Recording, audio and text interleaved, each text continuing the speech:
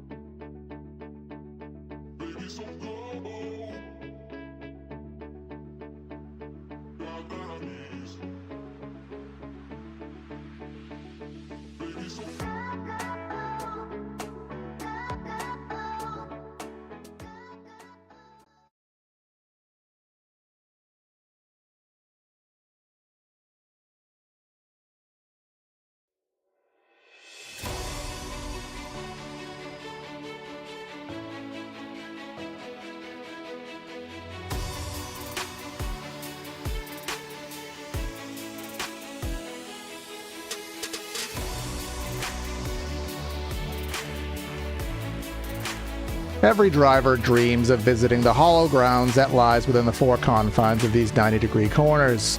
Whether it be the Indy 500, the now returned Brickyard 400, or any race on the famous infield you want to win at Indianapolis. Tonight, the Washington, D.C. region SCCA Virtual Racing League will perform the latter and try their hand on the famous 14-turn interior road course here tonight.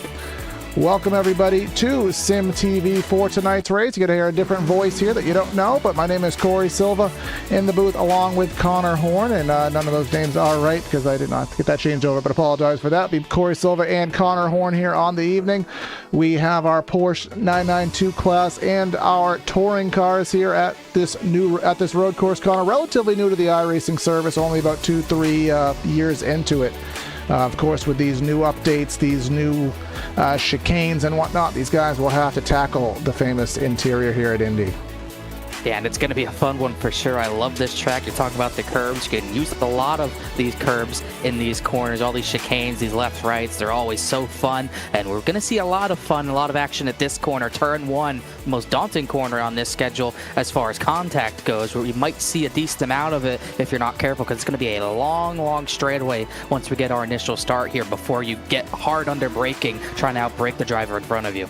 Yeah, of course, turn number one here. From those who maybe relegate from an oval background, understand that turn is utter chaos here. I do expect these guys to kind of behave themselves a little more than what some series do here. We won't roast on that here, but qualifying is underway right now, so we'll kind of keep an eye on. I think this is from the interior bridge there on the back straightaway, so we'll try to stray away from that camera if at all possible here. But the first set of times here on the board, Jake King with a 1:26.65, about a second up over second place. Ryan Maloney there in the Porsche class. I think it's the only, actually nobody in TCR has turned their laps yet. We have the Captain Crunch mobile here on track. That's Nichols, I believe. Yeah, so I'm new to these guys. So sorry, that's not Murphy Nichols. That's Woltech Hydacek, I believe. Okay. I get that. I might mess it up too sometimes, but I believe that's what it is. Woltech Hydacek. And he is, I believe, the first of the TCRs so far. Some have put some times down, but not all of them. Yeah, so we'll see here as the live times do tick in. I don't see one yet, or at least the scoring has not accommodated that yet. But we'll see here on track. We have Elias Roman there in the number 99 car. He is currently on track. Looks like first set of times are finally rolling in here on the ticker. You can see 60 of Coleman there, 8th spot, but that will shuffle on through here. Let's take a look at the weather conditions here from Speedway, Indiana. Some numbers. Okay, again, this is last second production here, so I didn't get to fully test out these intervals here, but we got a 65-degree track temp there, and to the absolute, what is that, the 10,000th of a decimal point there. So that is our track conditions here. It is a morning race here from Speedway, Indiana, so hopefully the sun is not interrupting any of these guys' vision here on the evening, because if there's anything here on iRacing on the sunset and in the morning races, is that when that sun's in your eye, especially for the virtual reality users here on the service, it certainly is a tough ball game to see through. Yeah, I think if you're going to go into a race knowing you're going to have to deal with a sunrise or sunset in your face, you just got to make sure you have HDR off. Have that setting off, because you're not going to be able to see. Yeah, that issue at Darlington all the time where you can't see into turn number 3, so I don't think we'll have that issue tonight. We'll see. Maybe the track might heat up a little bit, but it's so early sim time-wise that I don't think we'll see that happen, as we still got some more times ticking in, and the Porsche class, DJ Alessandrini has gone to the top of the board with a 126.025, just dethroning the King brothers, Jake and Max, who are 5/1000th of a second apart for second and third. Yeah, exactly that. We are just kind of refreshing some things on the background. I want to make sure that all the drivers' information is accurate and carrying over here. So just bear with me for a brief moment here, because no matter how many times you check things in the background, they for some reasons always find their ways to act up here. But we'll get that situated here. About again 7 or so minutes here in the session. Trying to figure out an audio situation here, folks, so just kind of bear with me here in the background. Yeah, meanwhile, like you said, we're about halfway through our qualifying session here, and almost all the Porsches have put a time down. Franz Hansen, the only one not to have a time down, but he's on track, still getting around this racetrack. And we only have 2 touring cars yet to put time down. Bob Shoemaker, and Travis Trussell, those 2 drivers yet to put a time down. Heidechek still top of the touring car class at this point. Yeah, top of that board indeed here, as some more times kicking in, and we'll go on board here with a driver of sorts. To be DJ Alessandrini in that number 61. We'll try to see if we can get an onboard perspective with him here. Is coming through, I think, right before the famous flick here. Remember in the NASCAR world here originally, the curbs ended up coming up there, but head down that long back straightaway into the one of the most technical sections of this track here, turn number 7. That sets you up here for the run down back onto the oval into the new chicane.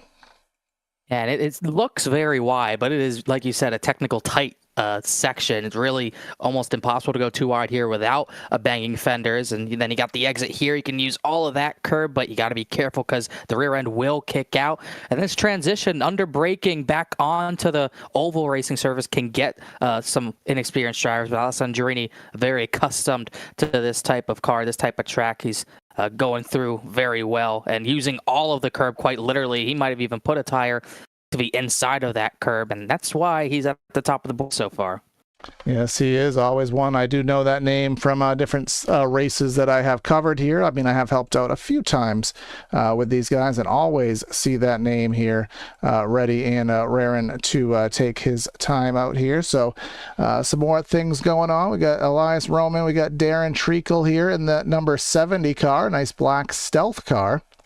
I'm going to go one more time. I'm really trying to figure out the audio, folks. I cover 6 to 7 streams a week with no issues, and for some reason, absolutely no audio is coming through here on the stream. So just, again, bear with me, Connor, if you can kind of radio us here for a minute. Yeah, still just radioing here. There's not many drivers left on the track with 5 minutes to go. These qualifying sessions, you get 4 laps. They have to be clean laps, though, obviously. And Treacle, I'm trying to look at his queue times. He already did put in a time of 1:33.7, but his 4th lap was not clean, so he'll be near the back of his class. Trying to look up other drivers who are on track. Andrew Wozencraft, he is in one of the TCRs. He's actually last time-wise. I believe he is 14th in class. Callan Crocker as well, having some issues. He had some issues in the previous corner, but he's getting back going. Franz Hansen, he's actually up to 10th in class. Much better lap the previous time. But at the top, Alessandrini, Jake King, Max King have been the top 3 pretty much since the start.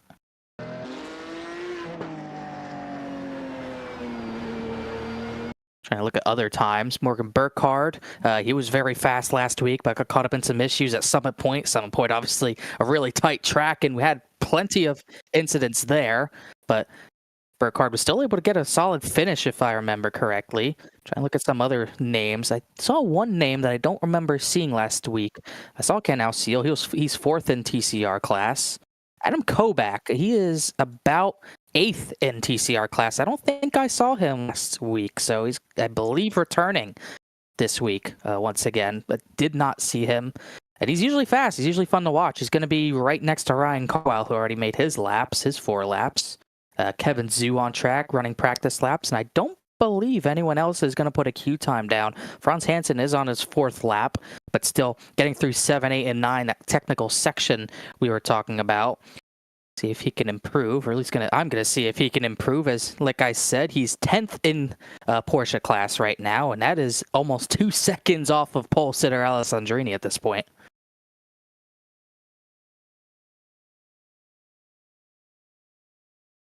Diving through the final section, that's where we're going to see some chaos as well in the final section of this racetrack. When you get out of, when you go really towards the entry of Oval Turn 1, that little bit uphill, that transition can really catch some drivers out. I've already seen a number of drivers spin in practice and qualifying. Franz Hansen crosses the line. He's going to end his 4-lap qualifying, and he only went 29.256, so he does not pick up on what he had. And that should pretty much set the field. Jonathan Crane, Andrew Wozencraft are our only 2 drivers on track right now, but the only putting some practice laps down as they're just trying to get some more experience for this race. And Jonathan Crane, I think, is really only sending it into turn 1, just trying to figure out whichever way he can get into turn 1 at the highest pace possible. So we do have some engine sounds finally here. For some reason, I had to use the legacy audio codec here from iRacing, which I don't know why, but we'll figure that out at a later date here. As you said, qualifying is, I think we're in the cool down lap, I think I heard you say. So whatever we have now is pretty much going to stay Jonathan Crane. I think, as you said, the last one on track, that can better his time, and he will certainly want to do that there from the 14th spot. Seeing what he can do in that purple car here as we're getting ready for our 30-minute affair here today from the WDCR SCCA Virtual Racing League. I want to thank everyone for tuning in to Sim TV. Apologies for the rough start here, but glad you are with us here for the show. Corey Silva and Connor Horn. Again, seeing if anybody can pull off a last-second bettering of a lap. Andrew Wozencraft there. He is stopped there just in 14, so it will not be him. And looks like we're just going to wait this out and tick this over to the grid shortly.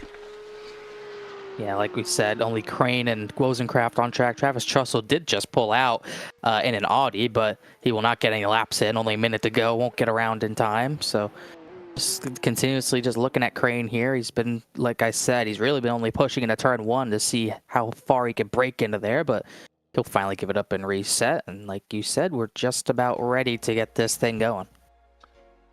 Yep. So other than, I know we talked about the curbs, Connor, what would be the main challenges you think that these guys are going to be fighting for here today?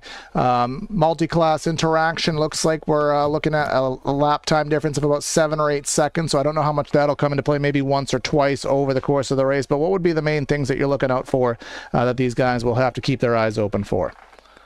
I think we're definitely going to obviously see turn one be a factor. There's no doubt about that. And we have some tight corners, so I think track position is going to be really important, just having cleaner air. I don't think it was as important last week at Summit Point because it was such a tight track that track position almost didn't matter if we weren't the leader. But I think here that air is really going to hurt a little bit more of how tight these corners are. So if you're starting near the front, you're going to try to stay there best you can. But someone like Aiden Coleman, who's going to be starting 12th in class, or like Ken Alseal, who's starting 4th in class, Francois Brew, who's starting about 11th in class. Those guys are really going to have to fight for their positions because it's going to be really tough to make passes.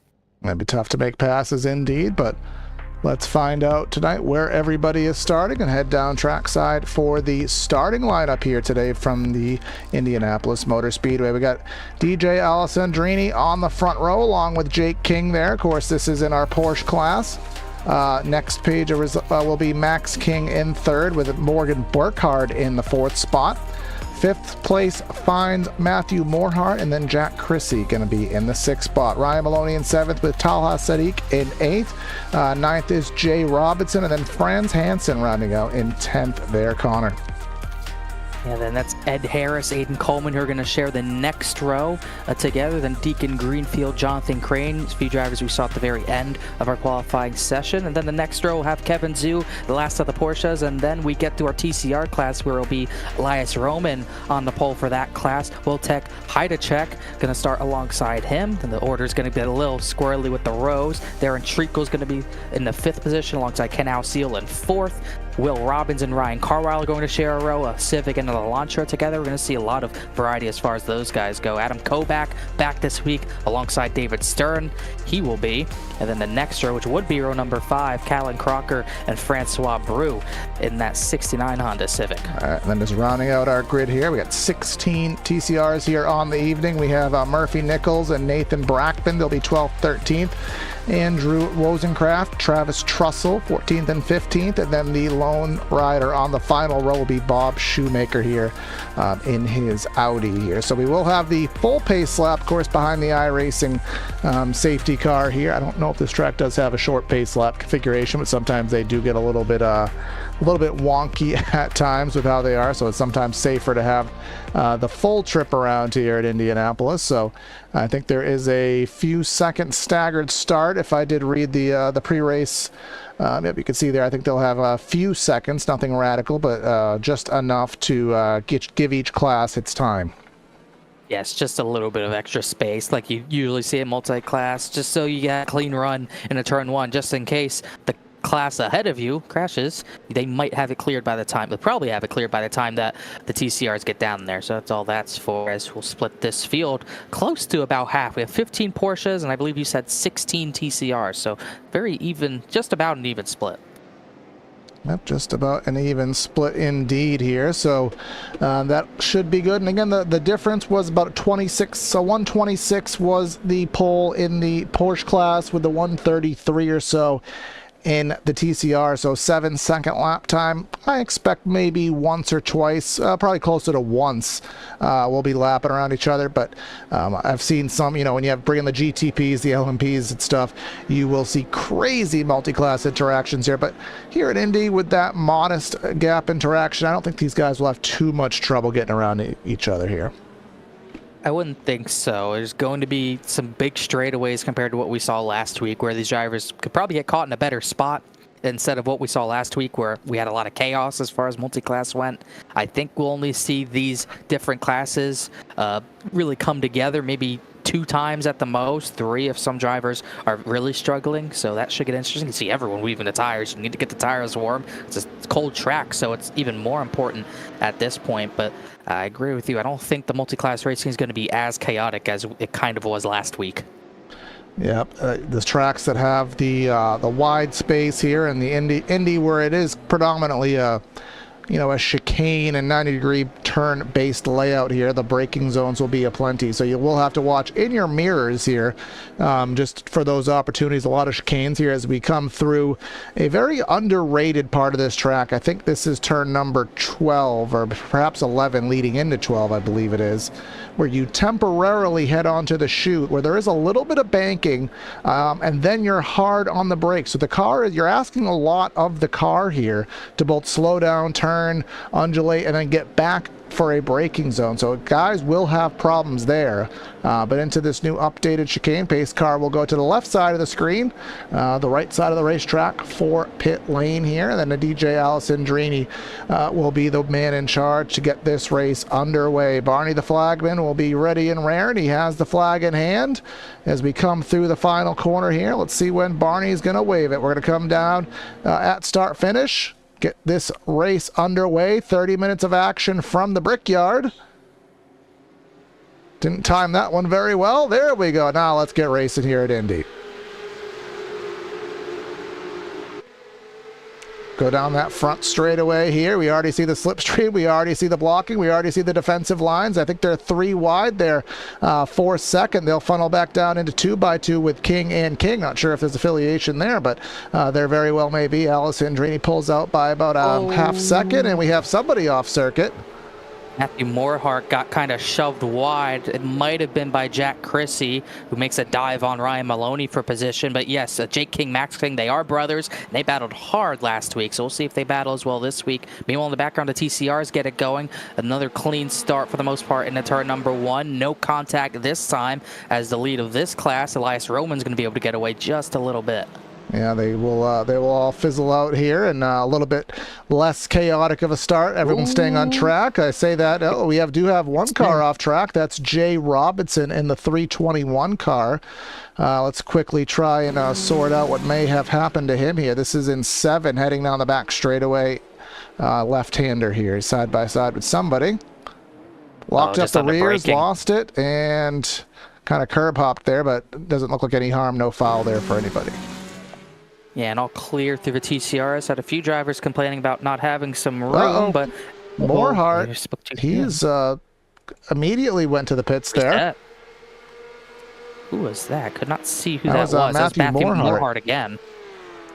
Meanwhile, the leaders who come through unscathed, Alessandrini leads. We got trouble. Big crash. That's Talha Sadiq there, and Deacon Greenfield. Deacon couldn't tell if he went back into him on purpose or what, but they got to be careful just staying off the track. We'll see what happened here for Greenfield, and he just spins. Oh, but Sadiq must have done the same thing. Yeah, that was completely separate. Let's just, both of them. So that, that is a very hard corner as well. It's, underrated how light the car gets in some of these corners here. So it's consecutive spinning. Normally you'd think there was oil on the track there, but 2 guys just made the same mistake at the same time.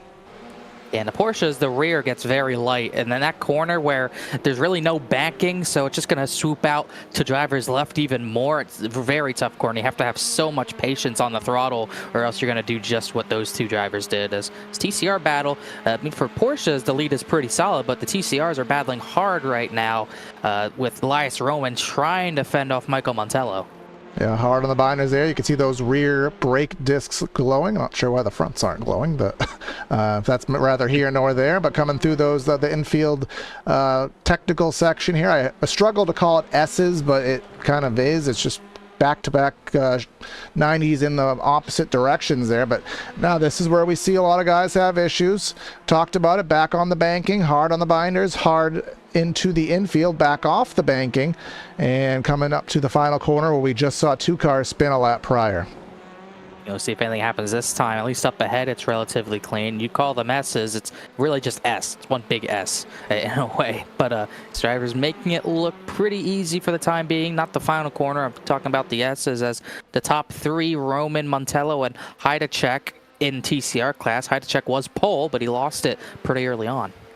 Yeah, lost it early on indeed, and I thought we had a battle shaping up there as Ryan Carwile and Will Robbins there just ahead of that, side by side. That is a kind of mixed class interaction there. There's some Porsches that are involved in the middle of the TCR and the touring class here, Greenfield and Sadiq. Those were the ones that both spun.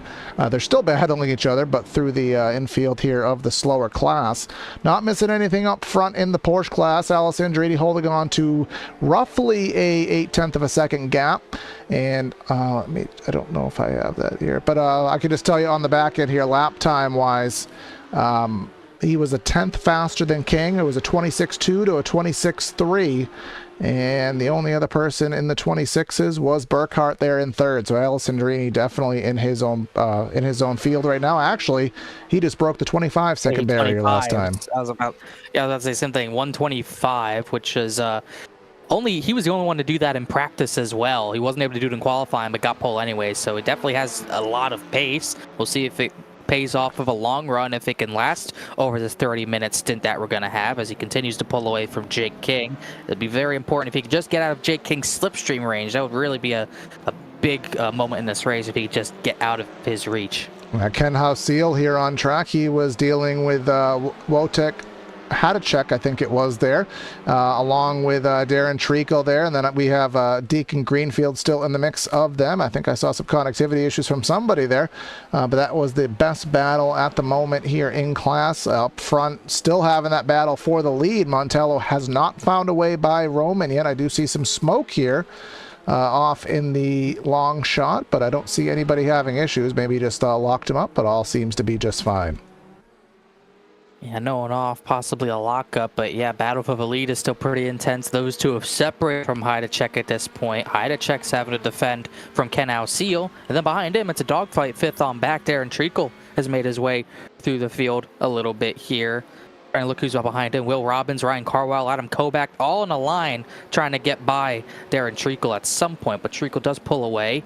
Ooh, Kovac went for a move on the 71, but couldn't do anything. Now, these TCRs here at Indy are very momentum-based here because they are slower, they're heavy, they're kind of stock cars that weigh less but also have less horsepower, but they kind of race the same way. If you get off the wrong corner slow, you don't have the horsepower necessarily to oomph your way back off that mistake. So if you make a mistake off of 14 or off of 6 headed on the back straightaway, you really do pay for it. But also the slipstream kind of acts as the great equalizer, which does keep them in these long trains. Yeah, big trades for sure, and that slipstream just not strong enough to really do anything, which is really why Montello has not been able to really challenge Elias Roman. He is okay in the corners, just not able to really get any sort of run on the 99 to make any sort of move. But same thing for Hausiel on Hadacek, just not better enough, I guess, for lack of better terms. Not good enough compared to Hadacek to really make anything work, but he did force Hadacek maybe a little wide in one. He's trying to cross him over for that third position. Oh, somebody off track here. That is Greenfield. He already had one set of issues. Now he has a second, and I think he's just gonna say I'm done after that one. It's like yeah, that's all that was there. Just I think he had some big damage suspension-wise from that hit he took. So class lead battle here into 7. Here comes Montello side by side underneath Elias Roman here, and Roman is going to have the preferred line here through this corner. Now it switches back, so eventually who is going to persevere with the ideal line? But look at Montello rocking that outside. He's going to get a decent run on the outside here, but it's going to be really hard to keep it when they go down into turn 12 because Roman's going to have a run with the inside line here. And they're both going to try to fire it into this corner. They're going to stay dead even through 12. I think Roman's going to clear him just back before the straightaway. Great battle between these two so far. Yeah, and that's just frustrating when, all right, I had the line, I did everything right, but I still didn't get my end goal out of it. So now you have to figure out where is he better. I need to find out how to be better here because being better there clearly wasn't the magic ticket for me. Had a little spin in turn 1. Jay Robinson got into the back of Jonathan Crane, then got some front end damage, but he's going now. Meanwhile, look at the train, look at the snake. It's like the Indy 500, but backwards, as that's the battle for third. Hadacek blocking Ken Hausiel for that third position. And then did they all just go right down to the pit wall and then all just in one tandem move all swoop back to the outside to get that good arc into turn number 1? And it's crazy to see here. Again, this is all third and fourth. Wojtek there and Ken. They are 4 seconds or so behind the class lead. Sorry, I got a battle for second in the Porsche class. Jake King is under fire from Morgan Burkhardt into turn number 1. Alessandrini is gone at this point. It's almost a 3-second lead. Burkhardt's going to do the switch over, which we've seen a lot in turns 1 and 2 already, but he couldn't keep overlap. But it's just Burkhardt and a King sandwich right now.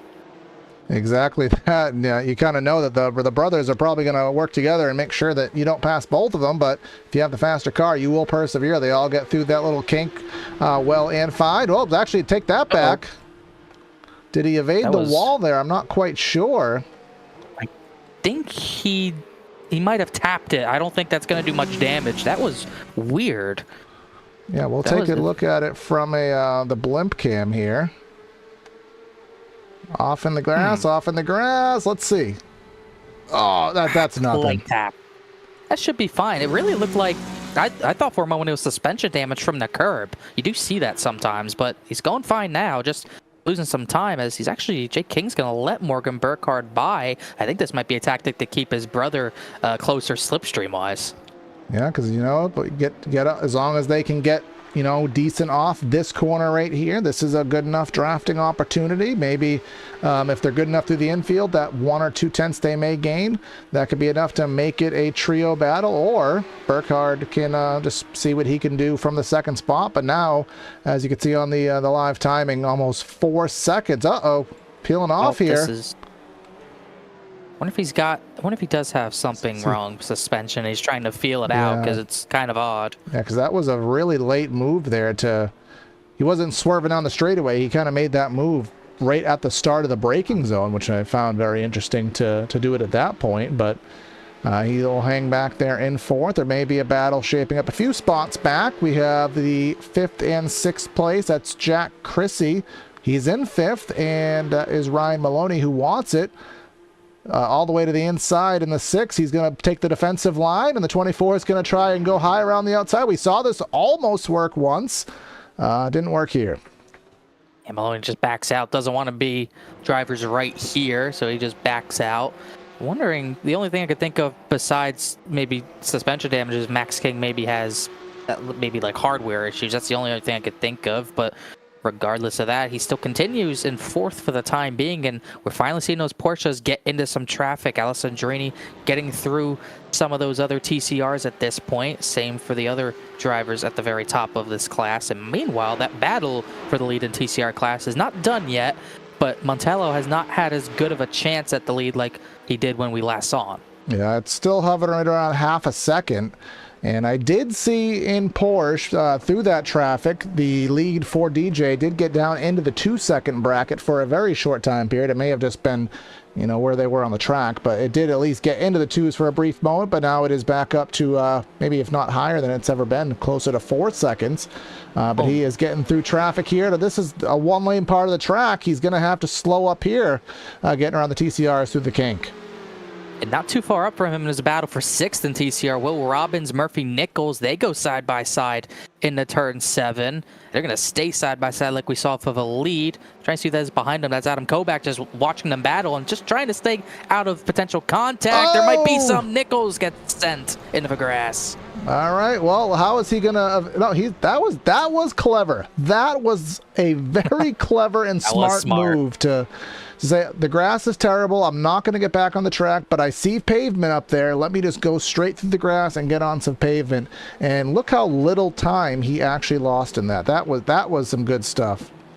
You know who gained the most positions? The guy who was letting him battle. Adam Kovac took both positions, so thank you very much. I saw that coming. I'll take both positions. Now Robbins did all that just to stay where he was, and he better hope Murphy Nichols doesn't get back to him. And then here comes DJ. He's back there now, swerving through the mess. He'll get by most of them here on the front straightaway, so he should have a normal run into T1 here. We'll go on board with him very quickly. You can see that in the shot, has about 4 of them, and he'll probably catch them back of the back straightaway, maybe into 7. So he'll catch them at the tightest part of the track, which is probably not what he would like. But if you're Burkhardt, who needs to gain some time, you're hoping that something goes astray here.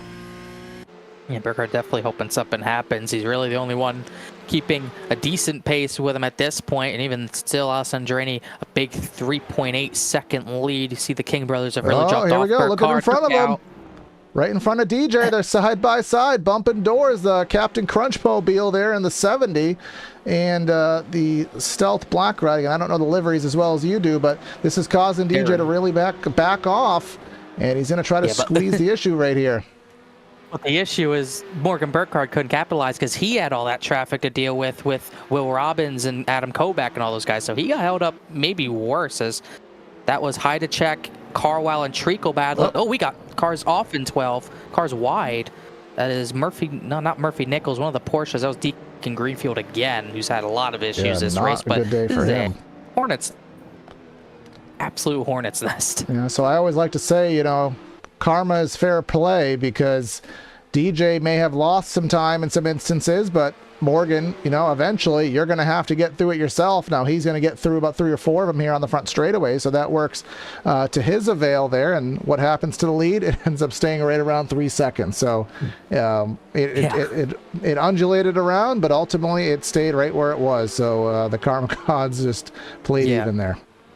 Through all the traffic they both went through on that same lap, their times were 5/1000ths of a second off of one another's. They were that close, even through all that traffic. It's how tight it can get, as they're still battling. The King brothers are going to get through some of those TCRs at this point.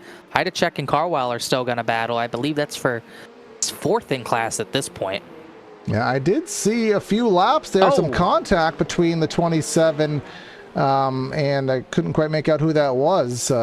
I just keep calling him the Captain Crunch Mobile. Heidechek. Yeah, Heidechek is Captain Crunch. Okay. Captain Heidechek. We'll add that into our mental notebook there. But I did see a few laps that between Alessandrini and Burkhardt where there really wasn't any significant traffic. And just lap to lap, Burkhardt, he can hold his own with Alessandrini. If they were together, they would have a whale of a battle here. But unfortunately, 3.5 seconds and no intermissions or any things that can artificially close that gap are going to keep Burkhardt here from going for a win, unless Alessandrini makes a mistake, which, based on what I know about him, is not something that you can bank on. No, it is not very common whatsoever, and it really goes back to qualifying, because Burkhardt had to start behind the King brothers. He couldn't out-qualify them, so it let those two sit in front of him, and we were talking about that track position race that we were going to see. That kind of played into it. Alessandrini got clean air. He was able to pull away, while it was Jake King who couldn't really keep pace at that point, so he just started losing to Alessandrini, and Burkhardt, by the time he got by both of those drivers, it was already too late. Alessandrini was out of slipstream range. Yeah, exactly that. And then after that, it was clean sailing, and then Burkhardt had to get through the pack, make up that lost time, and now he's probably going to stall out. But there's a reason why you don't call the race before the checkers, because you never know what can happen here. 13 laps to go, which estimating right around 8 or so physical laps here left in the race. Check it out. Other things on board here. Elias Roman did manage to break that TCR lead battle up. We don't know how it happened. It could have been through traffic or maybe a mistake from Montello, but now that TCR lead is upwards of 3 seconds, so him and DJ sharing a similar reward right now. Yeah, Roman's got a big lead. I think Michael Montello cut turn 10 too harshly. That corner where there's pavement on the inside of that curve, but you cut it too much, you will get a slowdown. I think from what I saw a few laps ago, that's what bit Montello, and now that lead is a few seconds at this point. Yeah, so now it's just going to be a matter of making less mistakes. And I'll tell you, from an oval perspective, which is more of what I know, you hear your team will say, when you have a big lead, tone it down to 80%, don't make mistakes. But sometimes as a driver here, as we do have Wojciech there and Hadachek and Carwile there battling, sometimes as a driver, you physically cannot back it down to 80%, because if you know how to get around the track the right way, you just can't do anything different, because if you try to slow down, you're actually going to make yourself more apt to making mistakes. That's what I do. You can't. I really don't think you can tell a oval driver to go 80 or 90% even. Oh, we got a spin in the background of this battle. Is this Will I think Robbins? That was Will Robbins. Yeah. So the guys who've been going around have been going around. It's been multiple issues for the guys who have had issues here. I think there may have been some facilitation here. That's the 5 car. Is that? Oh, that was Murphy Nichols. They had contact earlier. And they had contact again. Yes, they did. I said don't want to let them get back to you, and I won't say for sure it was payback, but that was a very low, what's the word, low optimism move there into that corner, not a real passing zone into turn 4. I mean, who was it? Was it, going back to the one of the races that SVG ran in. I think it was actually here at Indy. He got Larson through the back end of the track there, and he caught Larson blindside. Like, how did you put the car there? And it worked. And that was a similar look there on paper there as 243 of Kevin Zhu goes off circuit. It was a similar look on paper, obviously, with an opposite result. The opposite result and a more contactual result at that point as Zhu loses out on that battle for the 8th position. But yeah, definitely maybe a little ugly there. And now Robbins has to try to recover and try to catch guys like David Stern, Callan Crocker, who are up the road for position at this point. The King and the King brothers here are running 2 and 3. Now let's see. Oh, never mind. I was going to see who's running fast. Well, wow, that was we'll talk about optimistic moves, but that was one that worked. What I wanted to do was take a look at the lap times there. Max King last lap a 27:89, and Jake King a 27:87. So as close to identical as you're ever going to get on a 14-turn circuit. Yeah, meanwhile, they were a second off of Alessandrini's time last time by. Alessandrini ran a 26.8. Burkhardt ran a 27.9. So those two brothers were a little bit faster than Burkhardt. Maybe they can slipstream, work their ways back up, but it's not looking very likely. It's going to take some more time to do that, I believe. Yeah, exactly that here. So they'll have to figure something out, but as of now, it is clearly a one-man show in each class. I will say that Montello is eating into that gap that he did let get up to about 3 seconds. It's now back down to 2.5. Last time by, he was 2 or 3 tenths faster, and that will continue. So 3 tenths a lap faster on an estimated 5 laps. Math says he is not going to get there. But again, we've seen mistakes, we've seen lap traffic, we've seen class interactions go astray. But thus far, as long as Roman can keep it between the white lines, I think he is all set. And Alessandrini has taken the lead up to nearly 5 seconds there in Porsche. Closest battles on track are the King brothers. And then we have Kevin Zhu, Ed Harris, Franz Hansen there, 7th, 8th, 9th in the Porsche class. By the way, we saw Murphy Nichols get into Will Robbins. It clearly was a mistake. He just stopped right before that chicane and let Robbins back go. So classy move from Murphy Nichols to the racer's way of saying, hey, I didn't mean that. I'm sorry. I don't want to race you like that, and just give him the position right back. Yeah, you do that now. Do you do that? You don't do that with 1 or 2 to go, though. You just kind of apologize after the fact. See, I didn't mean to do that, but, I don't give it back to you on the white flag. I'll give it back to you when there's a few laps to go, though. Hopefully don't do it on the white flag. If you hit him again, at that point, you can't let him back by. Yeah. Because it's like, that won't go over well at that point. So at what point do the brothers King here actually fight out and see who the faster brother is? Because it seems as though that there is no real attempt by them to see who the better is, or they are just that dead equal. Yeah, we'll just have to see here. Jake King was like 7 tenths faster than Max King last time by, and they've got to be careful because Jack Chrissy could close in, and Ryan Maloney if they battle too early. So I don't think they're going to get Burkhardt. They're not gaining at all, really, at this point, and we're running low on time, about 7.5 minutes to go. Unless something happens to Burkhardt, you're not catching him, but you don't want those guys behind to be able to catch. So I think you wait 2 or 3 more on-track laps, probably 2 more on-track laps before you really start battling. The battle they had last week at Summit Point was amazing, so maybe we'll get a little bit more of that between these two. Now, if you keep an eye on the bottom of the ticker there, 3 seconds. Now we're in the 2-second bracket. So last time by, with no traffic interference that I was aware of, 5 tenths of a second, a half a second in the pocket for Montello there. So if he does half a second a lap, that equals a photo finish at the line. So very interesting to see here. And just through all the different sectors here, a 10th here, a 10th there. I'm not sure how much tire wear or the fuel burn means into the handling here, but clearly a little bit more consistency and speed out of the 65. If he can sustain this battle's not over. Montello looked a little faster earlier. He just couldn't close the gap down and make the pass, complete the pass. He had an attempt, but he just wasn't able to do anything with it. He got a car wide in 12. That was Kevin Zhu who got forced wide. As you can see, him taking that access road, but of this little scramble that we had between these 2 different classes. That's Carwile, Hydacek, and Treacle still But what I was going to say about Montello, he was faster than Roman for a while, but then he had the corner cut that stunted his progress. I think there might be some tire wear coming into play, even for these TCRs at this point, because Roman has really fallen off time-wise. Yes, he is. And is this a 3 wide move into turn number 1? Oh, it's 2, but nearly 3 there. And Wojtek there will maintain the spot over Carwile there. Treacle just took the optimistic dive and then said, yeah, I probably shouldn't do this, backed off there. And just behind that, you have, well, we actually go quite a ways back. That is a Porsche trying to find his way through. The 243 there of Kevin Zhu. He's going to get through here as they head down the back into 6, or rather into 7. And the lead here, just keeping an eye on it, it's hovered around a 2.5 seconds.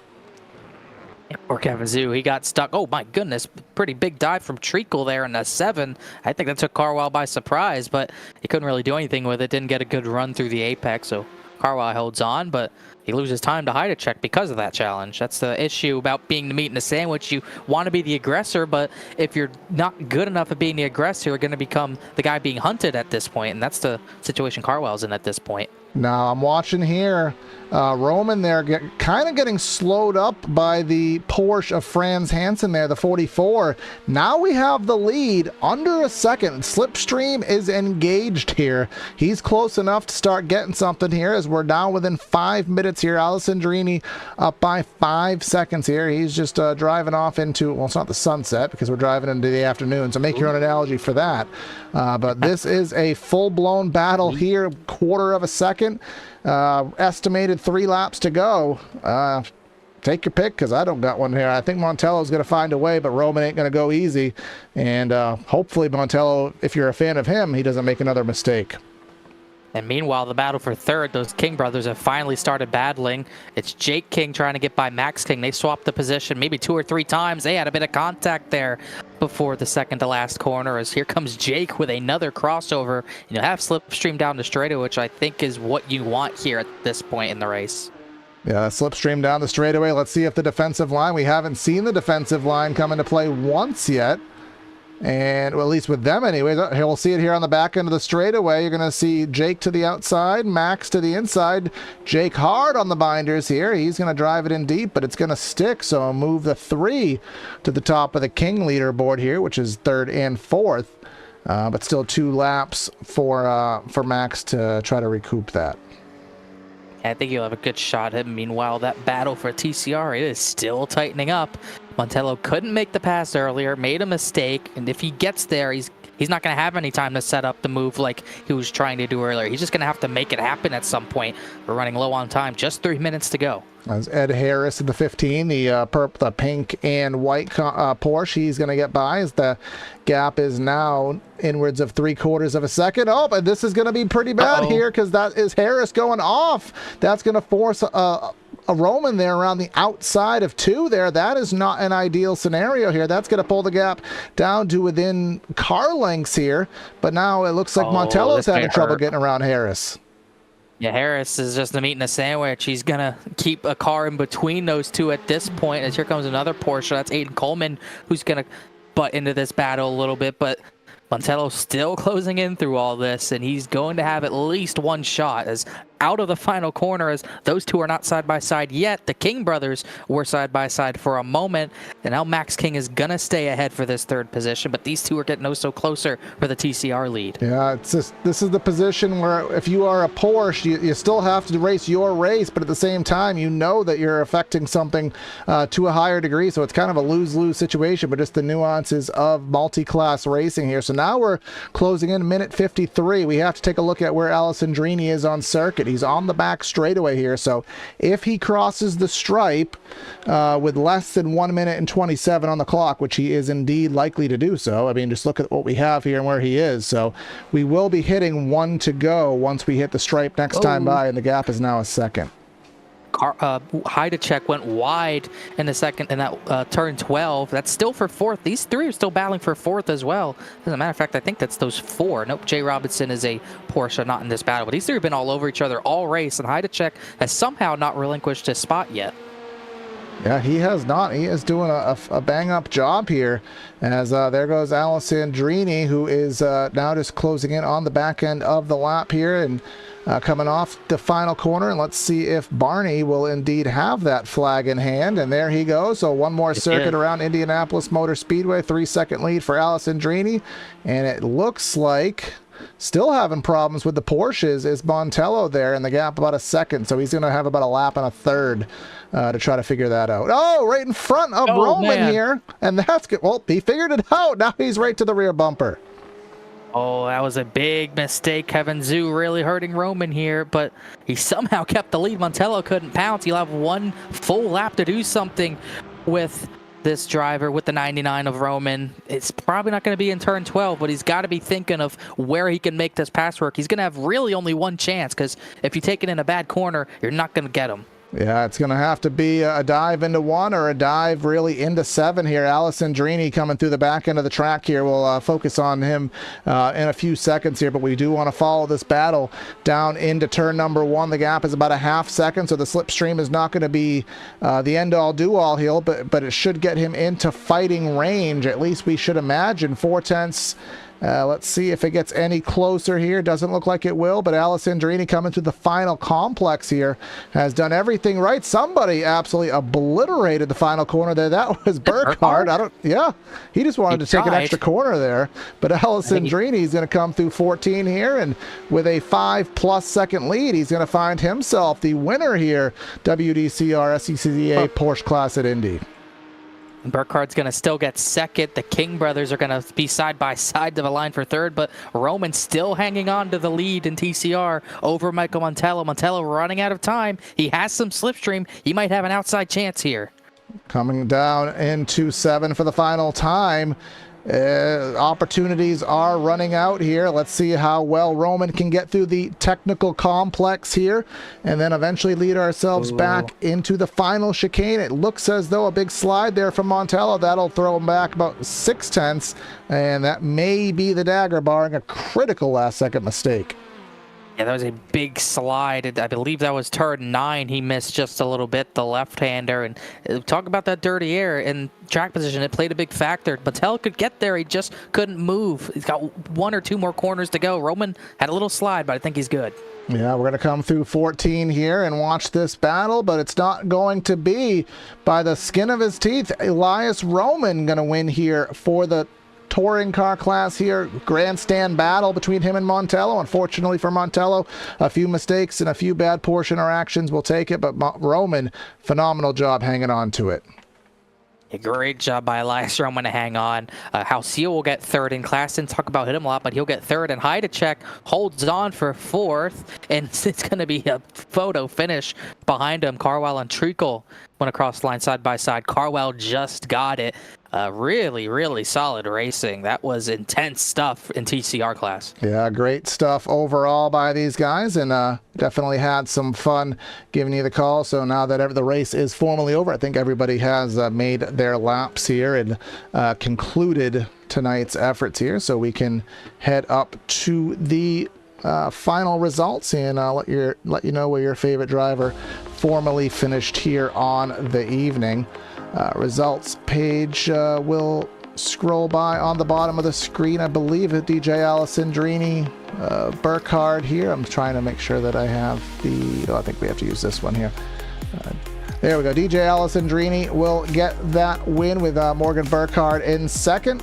We have Max King holding off Jake King in third and fourth, Jack Chrissy in fifth, Ryan Maloney, Franz Hansen sixth and seventh, Harris, Coleman, and Zhu rounding out the top 10 there. And next page of results, we have Jonathan Crane in 11th, Jay Robinson in 12th, and now we have our TCR guys.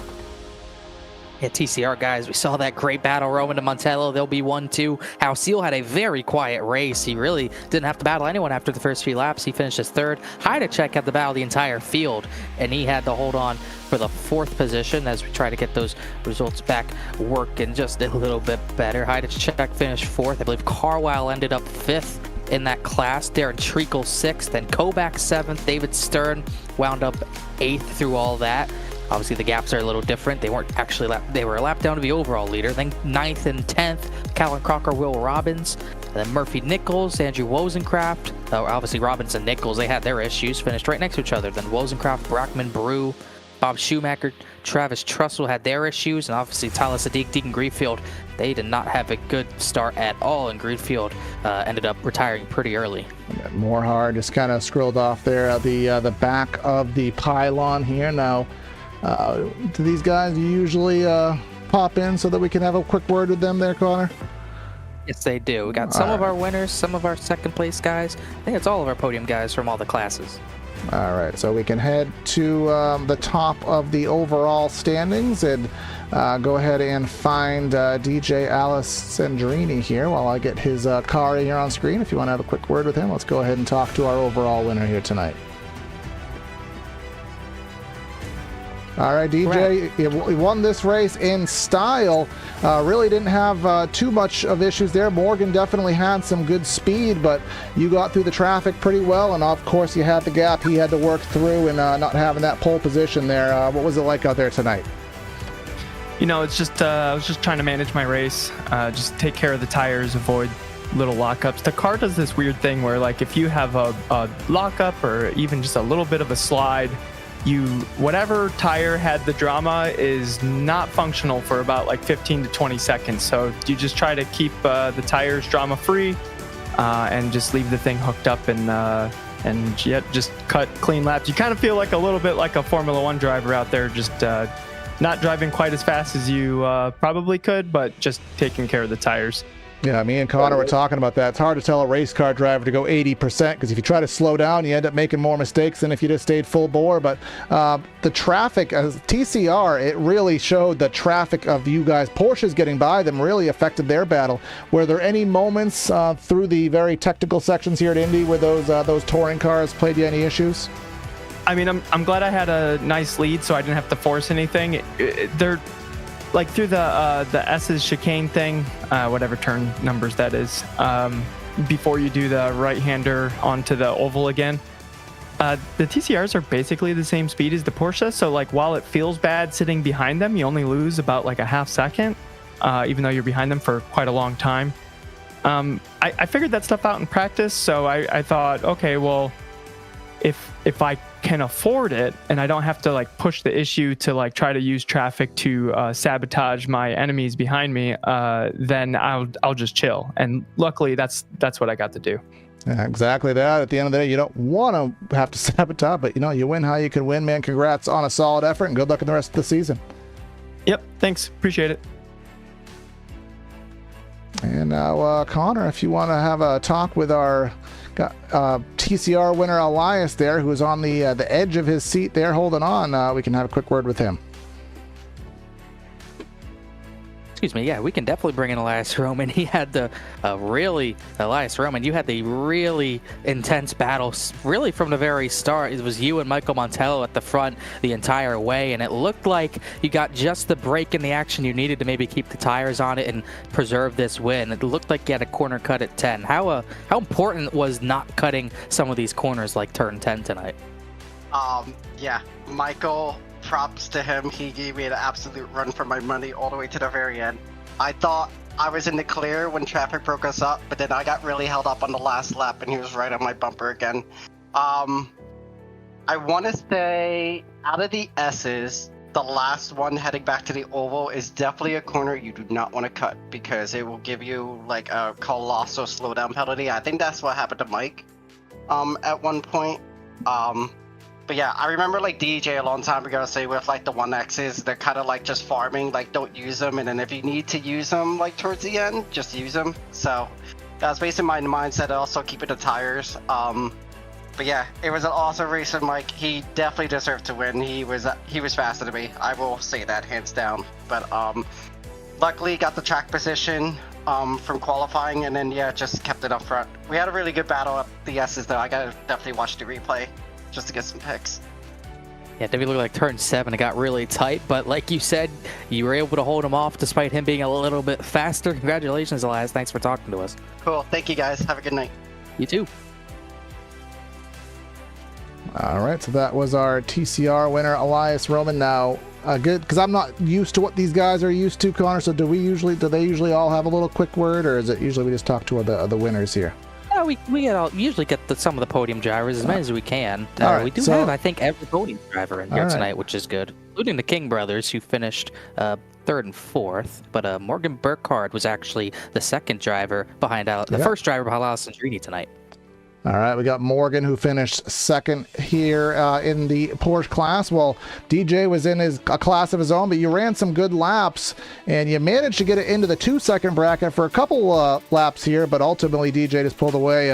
What did you need there? Was it just track position, or did he just have something you didn't have tonight?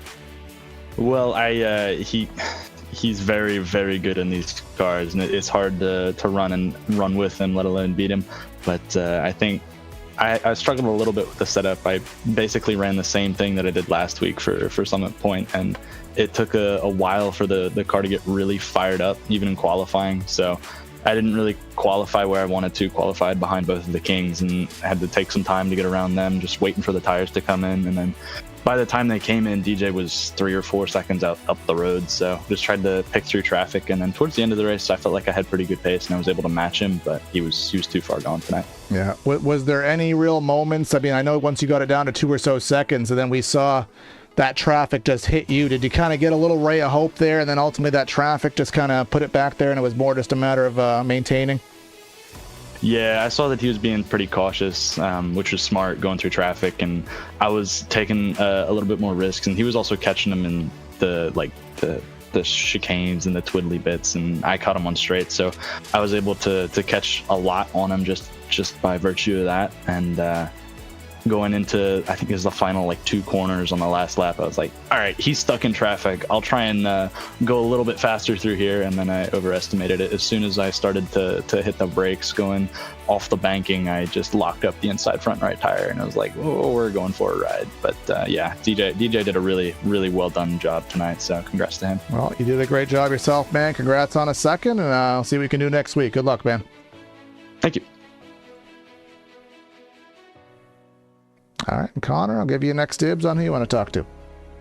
I think we got to just alternate at this point. Marco Montello was the guy I really wanted to get a word from. Marco Montello second tonight.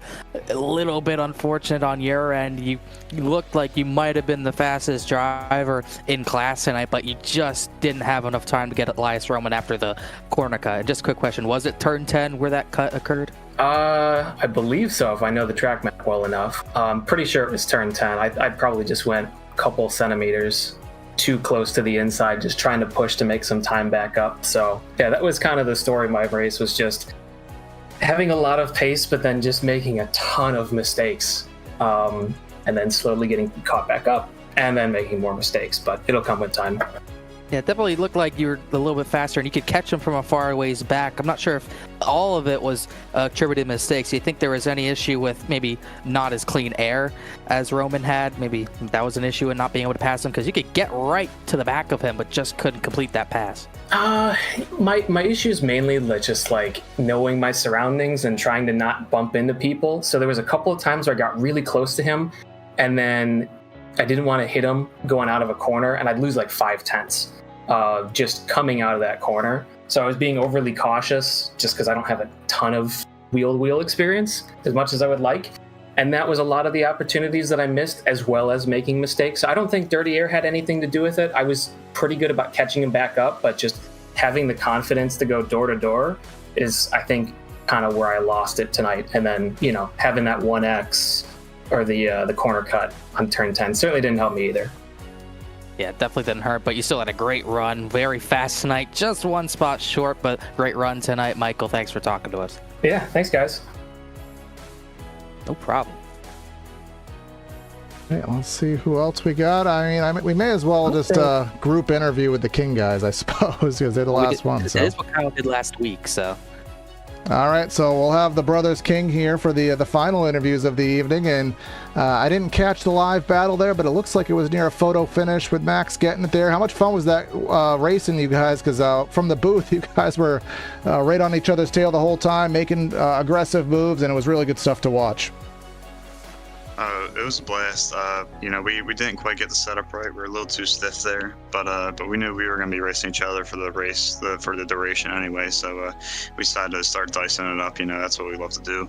And it was just a great time running through traffic. We were splitting TCRs. We were doing everything, going a little crazy, you know. So it was a great time, and it always is racing Jake, you know, especially here.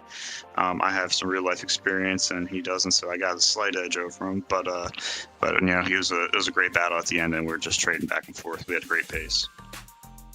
Yeah, I'm not sure if you guys got it, but we're banging doors to the finish. that was a lot of fun. That was a blast. Yeah, we didn't catch that 'cause we were kind of seeing if Roman was going to end up holding off there, which he did, but we got a lot of good racing from you guys. And how much of it was patience through the middle, or were you guys just nose to tail because that's just what it was, or were you kind of just playing it out and just waiting for the best moments to, you know, try to leapfrog each other? I mean, once we got clear of the traffic, it was just going all out. And I mean, our setup wasn't the best, so we knew couldn't really save tires or anything, so it was just going flat out and seeing who could win that little battle. Yeah, we weren't really holding up too much in the traffic. We already got gapped early on when we went through there the first time. Morgan definitely, we didn't have really a chance unless we got held up, but we got held up through traffic big time the first time. So after that, it was just me and him, and yeah, we didn't really care where we were battling on the track. We just wanted to give each other hell. Yeah, and it made good stuff to watch, man. I know you guys had fun. That's all that matters at the end of the day. So congrats on solid runs, and we'll see what you can do next week. That's what the SCCA is about. Fun with cars. All right, see you guys. Take it easy. We got one more interview, maybe, Corey. We got Ken Halsey. I'll let you take him. Yeah, let's just get Ken Halsey. We'll get everyone who finished on the podium in their classes, for sure, there goes everyone else. And there's Ken Halsey. Ken Halsey, third in TCR class tonight. And honestly, I'll be honest with you, Ken, we did not talk about you a lot tonight. That's because you're really kind of on your own a lot of the night. You got by Heidechek near around lap number 8 or 9, and then after they got into a battle for 4th, you kind of set sail. So was it still a difficult race with the track layout, or was it pretty simple once you got in your own state of mind? I don't know. It's hard. The track doesn't have a whole lot of reference points, and it was like once I was driving by myself, it was like, oh well, I just need to run decent laps. I don't need to push and take silly risks. So then it was just like, oh well, making little mistakes here and there, not focused. So put my head down and tried to focus. And it's you still need to pay attention, keep your head on a swivel for the Porsches, but otherwise mostly just drove around like you said. Good battle with Wally early in the race, and tried to push him into one on lap 1 because I saw the guys ahead were drafting and trying to maneuver themselves craftily. So and then I did the same thing when I passed Wally. I pulled over in front of Darren to try to get him up next to Wally, so those two could battle and I could get away, which seemed to work. So Yeah, it definitely worked out. It got you alone, and then they started battling, and you were kind of gone. You didn't really get a chance to get by Wally until it was too late to get those top 2. If you think you started 3rd and were able to maintain in the turn 1, do you think you had a chance at Roman or Montello? Maybe if I was totally mistake-free and could stay in the draft, but I think realistically I didn't have the pace this week. I don't know, car or track or what, but I don't know. It would have been really tough to keep up with those guys. They were flying, especially Michael. Holy cow! He at one point he was like 4 seconds ahead of me and made 2 seconds on me in a few laps. And it was like, well, man, no way I'm keeping up with that. I don't even know if I could have done that in the draft. So. Yeah, well, definitely he was fast, but you weren't too bad yourself tonight. You still round up the podium, 3rd place finish. Congrats to it, Ken. I stuttered there, but congrats. Have a good night. Yeah, thank you. Have a good one, guys. Yeah, you too, man.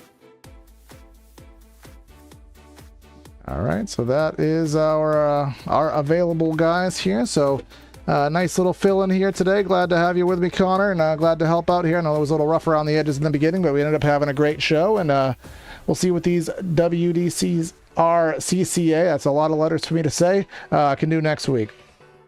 Yeah, definitely going to be fun next week. I don't know off the top of my head. I do have the schedule up. So next week, we're going to go to Sebring. Sebring, I don't know if it's going to be the full layout or the short layout, because I know a series did do the short layout. But either way, Sebring, a very good track for these 2 classes of cars. That should be a fun one for sure. Another maybe a 30-minute race. Doesn't say on the schedule whether it's going to be 30 minutes or not, but either way, it's going to be fun. All right, and stay tuned to SimTV4. It's going to be Corey and Connor signing out of tonight's booth. So have a great night, everyone, and we'll catch you next time.